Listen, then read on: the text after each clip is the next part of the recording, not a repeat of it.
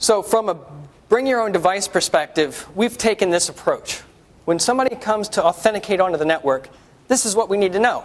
We need to know who they are, what applications they want to get access to, where they're connecting up to, whether they're coming in from a VPN, are they on campus with a wired connection, are they coming in through a wireless connection, are they in a hotel room or at the airport, what time of day is it? Maybe that's appropriate based on the type of data that they're trying to access. And then how are they connected? Are they using their VCU-issued machine, or are they at a lab computer, or are they on their iPad or their phone? So to accomplish this, we've introduced a new product. It's called our Identity Services Engine. So this single product is now doing this functionality. So it's doing authentication, network admission control. It's able to profile the network and find printers and say, guess what? That's a printer. It's an HP printer. It's this model printer. It should never browse the internet, right? If somebody walks in and spoofs the MAC address off that printer, which means I take that MAC address that would be an identifier of the machine, and I make my machine look like that on the network. Now I can get onto the network because the IT team had to make accommodations for that printer on the network. So what we commonly see is customers in environments like this, somebody can spoof that printer MAC address. Now they've got full access to the network because that printer needed full access to be seen. So ISE is capable of saying, if this HP printer starts trying to browse the network, I'm going to cut that traffic off and notify the administrator that somebody has spoofed the MAC address. That HP printer should not be. It's not just HP printers. Xboxes, refrigerators, security cameras, IP phones. All of these devices we refer to as headless devices, and they pose a threat within the environment just because if somebody spoofed one of their MAC addresses, could they then have access to things? So it's doing that. It's doing policy enforcement, monitoring, reporting all in one single location. So this is kind of how it works. You've got an employee out here. They're connecting up to the wireless LAN. Now, one of the things this thing does is it makes it nice on the administrator. This is all happening dynamically and automatically. So a lot of the administrative headaches of getting guests onto the network or making accommodations for certain users, we don't need to do anymore. Once you've configured policy, this will take care of it. It also allows you to leverage a single SSID. So you can have a wireless network that's flat. It's open to guests and restricted users.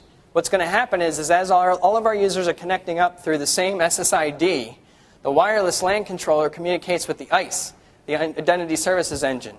ICE is going to interrogate,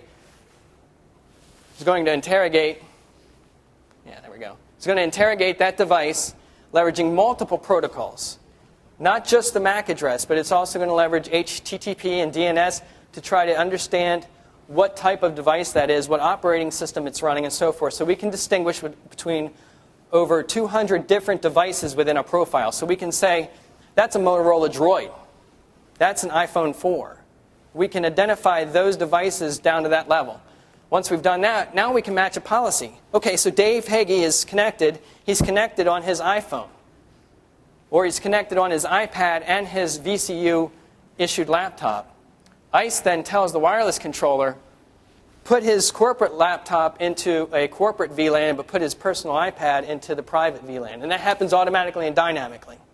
So I can distinguish my admin user. So then if I log in with my AD credentials onto my iPhone, I'm still only getting guest wireless access, right? And that's all I really need as an end user, because all I want to do is check my Facebook and email and do things like that. And I'm safe from the rest of the network. So here's an example of how this works. I've used a doctor in this example, but he represents a restricted user, a user with restricted access to files, right? So he's on the LAN. It's 9:45 in the morning. Dr. Thomas is in his office. He's using his wired desktop PC to access patient records. Dr. Thomas realizes it's time to start morning rounds. So he leaves his desk, picks up his tablet computer, and walks into the hospital. Now, ICE picks up that it's Dr. Thomas. He's on his iPad now, and he's roaming on the wireless. So the policies associated with this tablet on this wireless connection are now at play. He takes his tablet, and he walks out the door, and he walks next door to the coffee house. So while he's at the coffee house, he realizes he needs to check on something with on his patient. But he can't get to the wireless LAN anymore, because the wireless LAN has been bordered so people outside the wireless LAN can't reach it. Now he connects via 3G. But ICE says, you're not on a trusted network anymore. I can't give you HIPAA data on the same device, but because you're on an untrusted network, you're subject to man-in-the-middle attacks. You're sitting at Starbucks. It's not appropriate for you to have HIPAA data in that coffee shop.